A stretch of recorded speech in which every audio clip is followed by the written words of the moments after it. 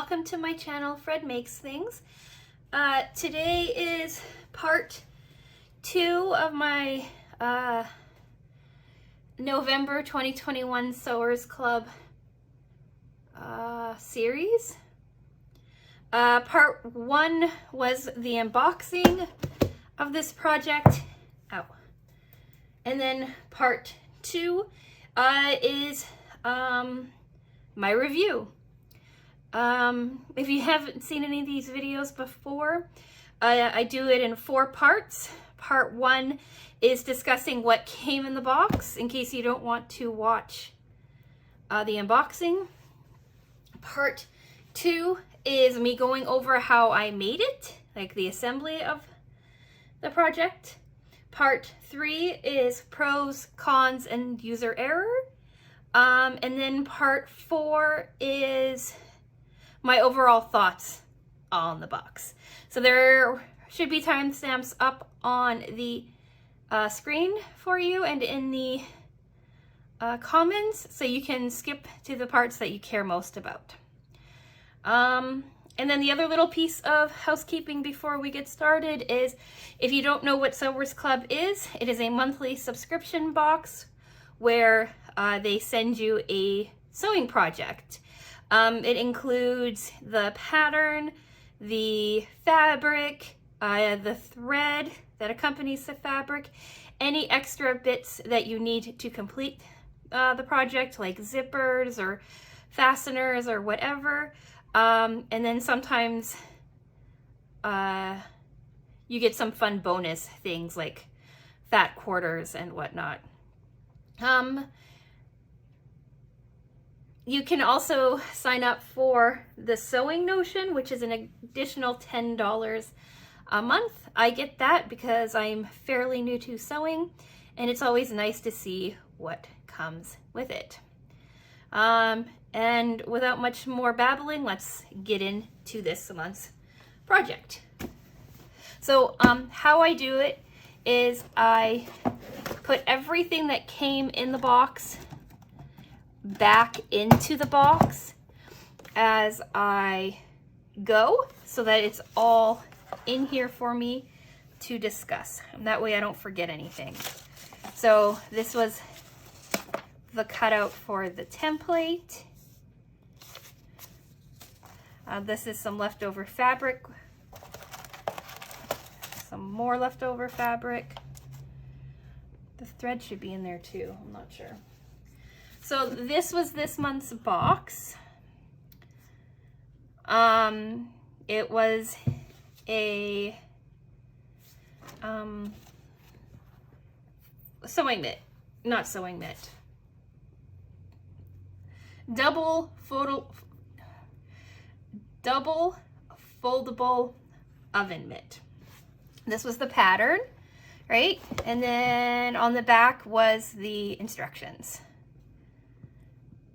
So it's pretty cool. Pretty cool. So this was the template cut out. Here's the leftover fabric. So we have a tiny bit of this one, of the brown check. We have quite a bit of the lemon. A little bit of this one. And then some scraps. So yeah. It also came with matching thread, which, just 1 second. So, right, it matched with the material. Then we also came with the fusible batting seam tape, which I didn't use. This was a notion, and these little snips were the add-on notions. So we'll talk about the snips when we get to the review. I didn't use these at all, and then some of this might come up in the review as well. We'll see. So we'll move that out of the way. Actually, what we'll do is lay out fabric.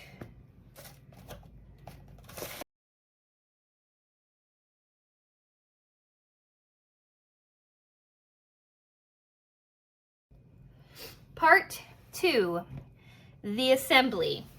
So if you've seen last month's project review, you know that it was supposed to be an easy project that was crazy hard for me. I don't know what happened and why it was so difficult, but it was. And so when I saw how simple this project was going to be, I was both excited and a bit nervous. Excited because I was like, ooh, this might actually be a nice and easy project. Nervous because I was like, what if it's supposed to be nice and easy and it was all trouble again? But I'm happy to report that it was easy, that I really enjoyed it. So the steps were simple, the cutting instructions were quite simple, everything was nice and simple. So let's see how quickly and concisely I can go through the instructions. So the first thing I had to do, as always, was iron out and get all the creases out of all of the fabric. Then I had to cut all of them. Basically, it was 3 different sizing of cuts. I needed to make 4 rectangles of the same size, 1 of my top piece, 1 for my back piece, 1 of the cotton batting, and 1 of the insole fleece. They were all basically the exact same size, almost. The size that I quilted, which was this side, was about 1 inch wider and longer than this size, and that was just to account for shrinkage after quilting. Then I had to do 2 other rectangles of the brown for my pockets, which I did, and then I had to cut out 2 tabs, and that was it for cutting. Nice and quick, nice and simple. Step 2 was to quilt my front side, back side, I'm not sure. And what that basically was 3 layers. The fabric that I chose to be that side, then the cotton batting, then the insole fleece, and then they wanted you to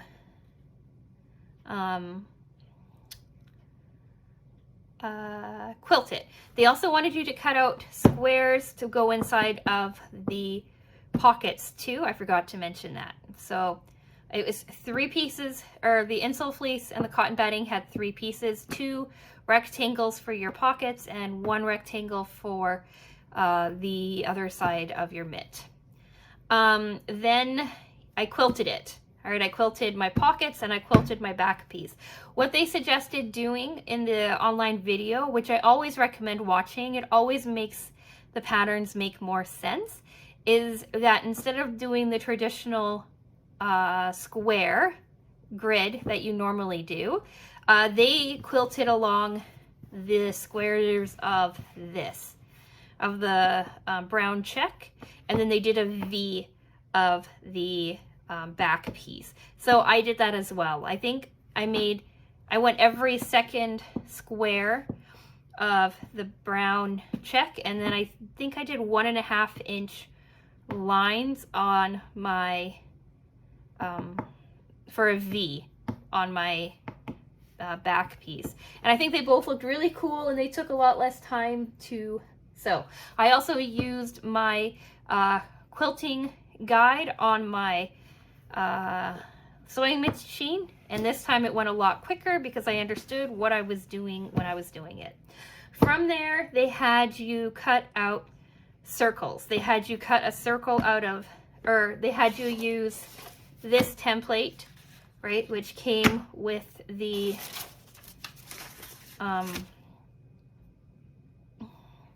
box, right? I don't like using flimsy paper, so I used a piece of cardboard for it. And they had you cut half circles, 2 half circles on, well, a half circle on each one of your pockets, and half circles on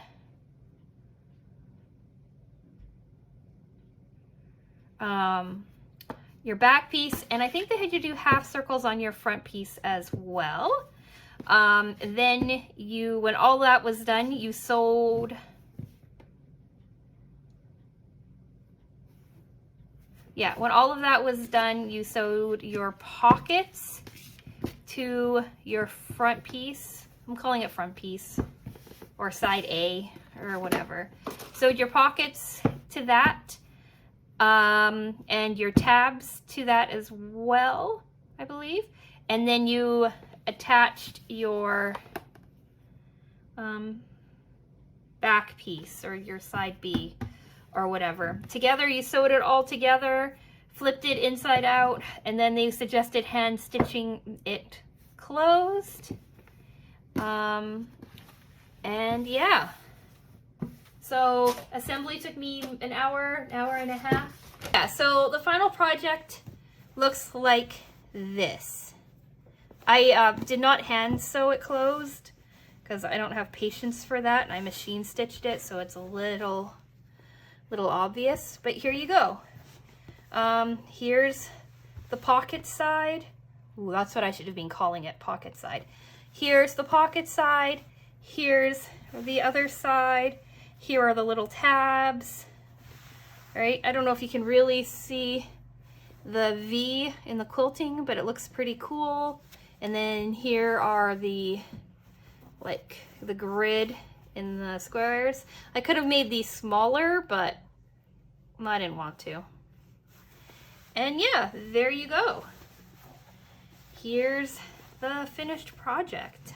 I think it came out quite nice. Okay, so now we're on to part 3. Pros, cons, and user error. Pros. Oh, I like this project. I like this project a lot. I like the colors. I like the, I like how simple it was, how easy it was to follow. They're not a style I would normally pick for myself, but I'm glad I have it.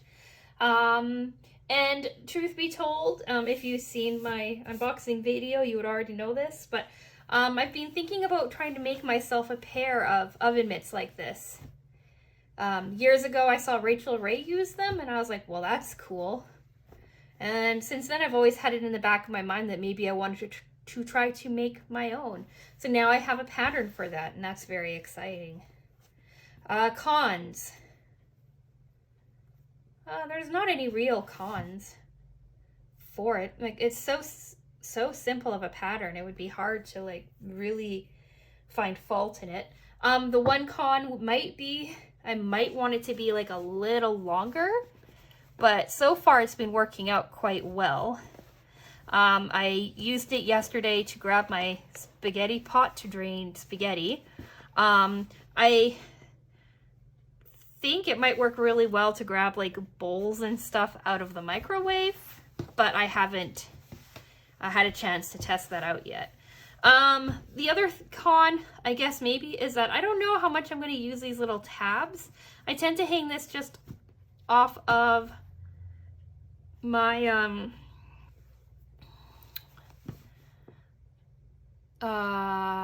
stove oven door.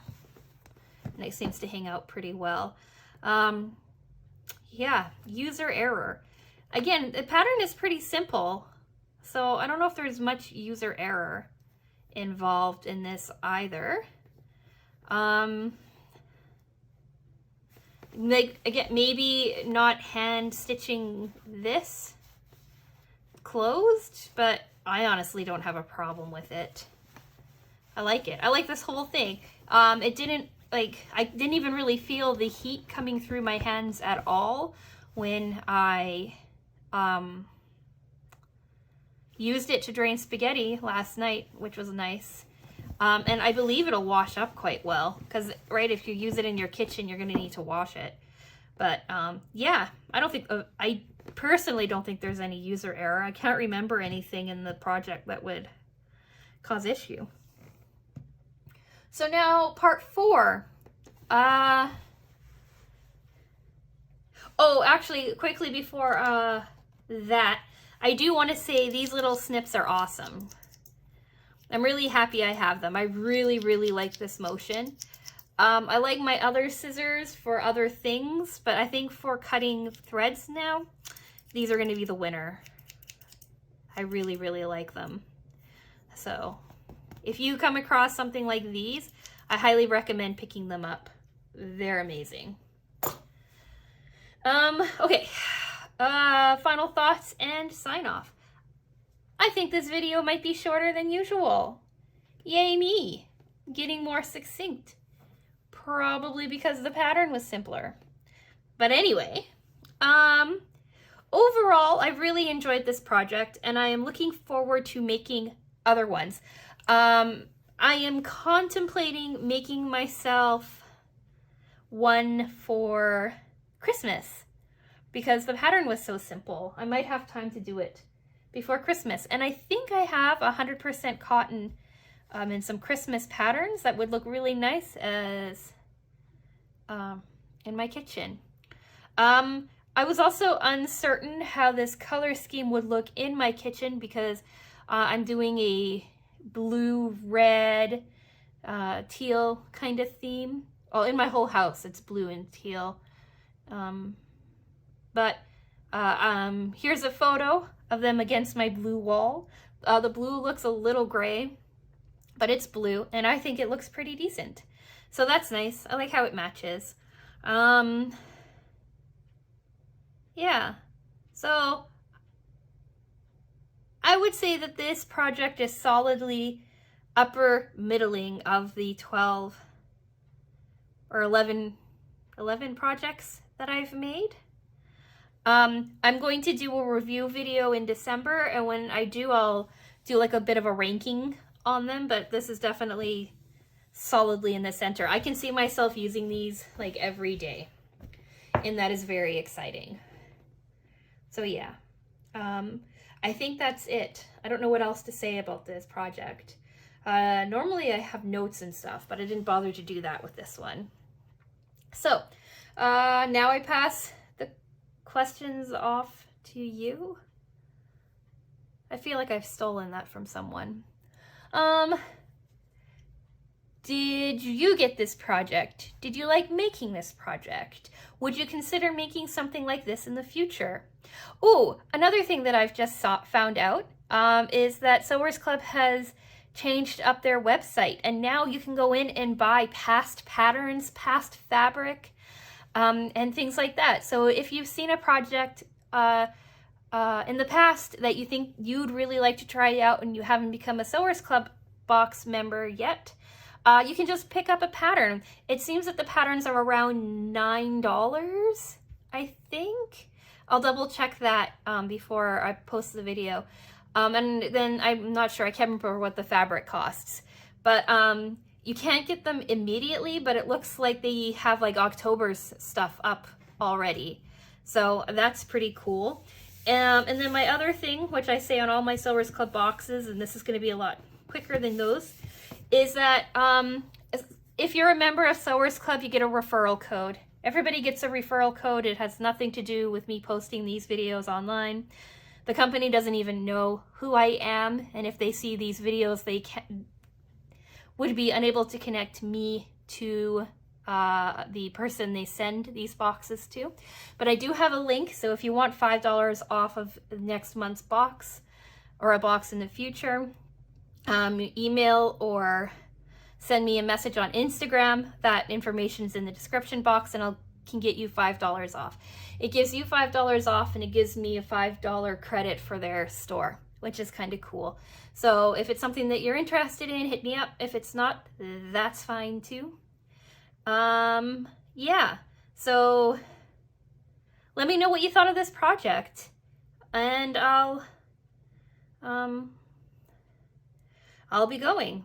So, oh, yeah, and I'll be going. Okay, thanks so much for watching, and I'll talk to you again soon. Bye!